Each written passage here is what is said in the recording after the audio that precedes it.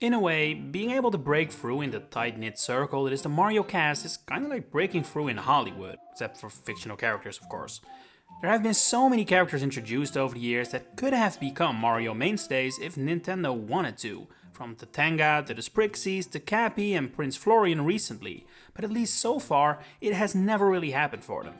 On the other end of the spectrum are characters like Daisy, Petey Piranha, Birdo, Boom Boom and Rosalina, who started out as merely game-specific characters, but eventually transitioned into becoming mainstays, to the point Daisy and Rosalina have been playable in mainline Super Mario games. There is no factual, rational reason why Petey Piranha has been allowed to appear in all kinds of Mario games. Well, I don't know, Camilla hasn't reappeared even once since her introduction in Galaxy. It sometimes feels a little arbitrary, that's for certain, but at the same time it also makes looking at the characters that do break through all the more interesting. Cue the topic of today, Nabbit. For all intents and purposes, this guy shouldn't be as prevalent as he is. He has achievements under his belt that some Mario staples that are known the whole world over can't even claim, yet at the same time, he also feels insignificant in a way. I never see people bat for Nabbit, and while that certainly doesn't mean people dislike him, calling him a fan favorite would also be inaccurate. So, how did Nabbit get into this position then? Why is he given opportunities that characters like Waluigi have never had? And why is he the luckiest character the Mario franchise has ever seen? That's what I want to look at today. And we start of course with Nabbit's debut in New Super Mario Bros. U. It sounds kinda ridiculous to say, since I don't know about you, but Nabbit doesn't really feel new to me anymore, but when you look at it factually, he's actually one of the most recent characters introduced in the Super Mario series. In his debut game, he's treated mostly as a minigame supplier, with the idea being that he has stolen items from a Toad house and you must chase after him through the levels to get them back. It's fun, but it is simple, and it's evident from Nabbit's design and name that he truly was only ever conceived to fulfill this purpose. In fact, some language used in and around the game seems to imply Nabbit was supposed to be seen as a species at first, not the individual he is today.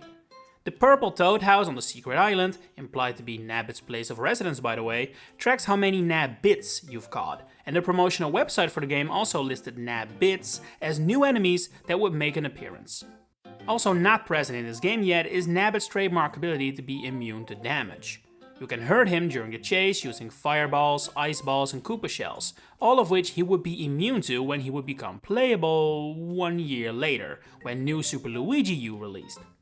It is obvious, so very obvious, that Nabbit's inclusion here was essentially just a perfect storm of circumstances.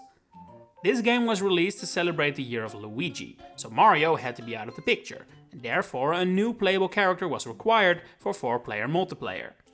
Peach had been considered for that role as early as New Super Mario Bros. Wii, but the team felt she would require different mechanics from Mario and as such didn't opt for her.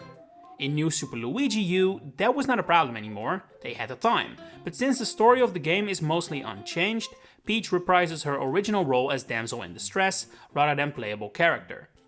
That suddenly leaves the options spread very thin, especially when you consider another important element of New Super Luigi U's game philosophy: the increased difficulty.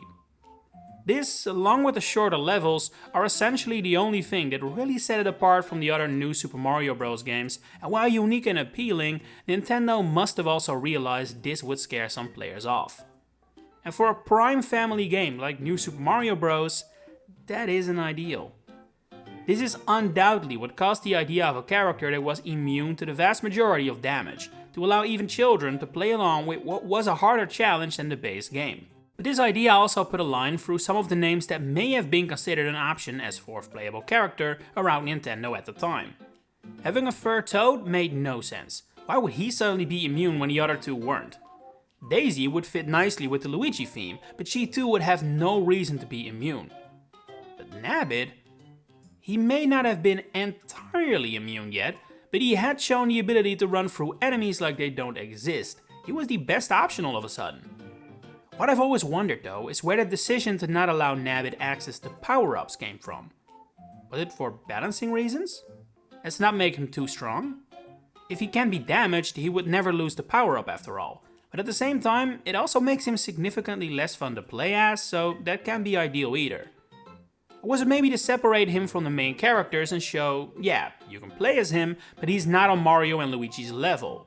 This does feel like a very Nintendo move, wanting to keep their main characters and just playable characters separate, see Mario Kart World for a prime example. But it could also just as easily have been a lack of development time. Being able to use power-ups means changing appearances, and if they felt they lacked time to create new designs for Nabbit to showcase the different transformations, that could have also played a role. Maybe it was one of these, maybe it was a combination, or maybe it was something I'm not even thinking about. Either way, Nabbit was now suddenly a playable character in a mainline Super Mario game that was, and honestly still is, insane to think about. Daisy, Bowser, Waluigi, Birdo, Bowser Jr., Rosalina all had not been playable in a mainline Super Mario game at this point in time. And now we have this weird little rabbit dude and he walks straight into the cast like he belongs. But if this had been it would have been a whole different story.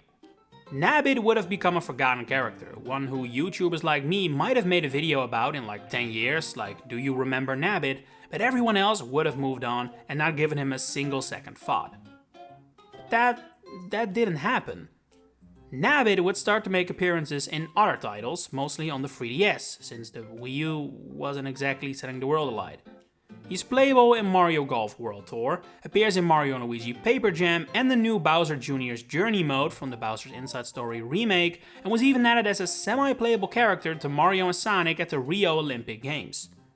Just so we're clear, that puts Nabbit on equal footing with characters like Diddy Kong, Rosalina, Toad, and from the Sonic camp, Rouge the Bat, Espio and Zavok, who all are basically part of their series' main cast. And Nabbit just walks among them like he is too.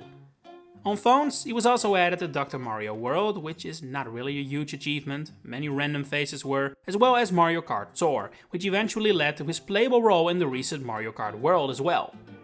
Now, we have come to the point where Nabbit is immortalized in the Nintendo Museum, right next to the iconic Super Mushroom and Jimmy T. Okay, so maybe this isn't the big achievement I'm thinking it is, but it's still crazy how far this guy has come from what was seemingly always meant to be a super minor part of New Super Mario Bros. U. But the craziest part of all of this, the reason why Nabbit should truly be considered the luckiest character in the entire Mushroom Kingdom, isn't just because of what he ended up becoming. A playable mainline character in not just New Super Luigi U, but also Super Mario Bros. Wonder. It is the era in which he did it. The boring era, the clean era, the bland era, the sanitized era, call it what you want. You know what I'm referring to.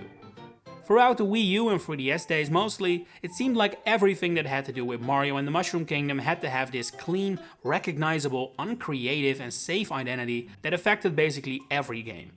No more unique Mario Party hosts, no more new creatures in Mario Kart tracks, series like Paper Mario and Mario & Luigi that once thrived on their diversity and creativeness were reduced to Toads and other familiar faces only, and even the mainline games, which used to give us like 20 new characters, species and more in their titles, now gave us like 5, if we were lucky. In this era, a brand new character without any ties to the existing Mario world was created, Nabbit. By all accounts, that shouldn't have been possible.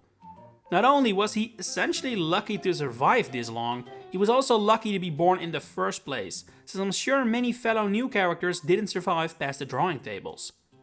All cards were against him, and yet he still prevailed, and continues to prevail. He's in Mario Kart World, and while he is an NPC driver there, not a main cast one, so he has no outfits, he does appear very frequently in free roam, and as such, kinda feels like the best of the rest, the most important NPC driver the game has. Seeing as he has now been present in New Luigi U, Super Mario Bros. U Deluxe, and Mario Wonder, I'd be willing to go as far as to say Nabbit is a 2D Mario staple, and similarly seems to have a great future ahead of him there. Mario Wonder was the perfect opportunity to get rid of him if Nintendo wanted to, seeing as he was a child of the new Super Mario Bros. Era, but they didn't. He's still here, still in his unique niche, and unless Nintendo for some reason doesn't want kids or inexperienced players to be able to play along, I doubt his niche is going away anytime soon. He may not fill social media with fan art, I have yet to see one person rally for him being in Smash, and even his inclusion in a mainline Mario Kart didn't seem to excite too many people, but at the current rate, Nabbit might end up being a more important and recognizable character of the Mario franchise than some faces we currently associate with it. But that's for the future to tell. What are your thoughts on Nabbit? Do you like him? Or wish he wasn't as pronounced? Share it in the comments below. If you enjoyed this video, please consider giving it a like and subscribe to the channel to stay updated on all my future Mario content coming up. For now, thanks for watching and enjoy the rest of your day.